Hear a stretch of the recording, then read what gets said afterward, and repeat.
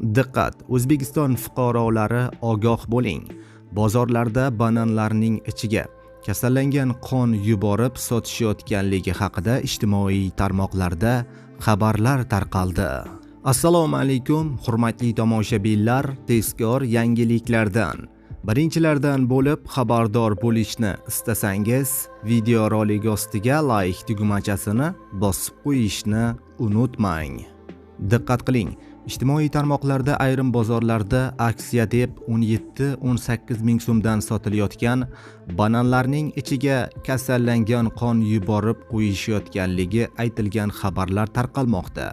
Hozircha bu ma'lumotlar rasmiy manbalar tomonidan tasdiqlangani yo'q. Meva va sabzavot sotib olayotganingizda tashqi ko'rinishiga, saqlash sharoitiga, sotuvchining ishonchliligiga e'tibor bering. Bozorlardan narsa sotib olayotganingizda e'tiborli bo'ling, deyiladi xabarda. Aziz do'stlar, ushbu xabar ostiga like tugmachasini bosib, albatta yaqinlaringizga ham yuborib, ogohlantirib qo'ying.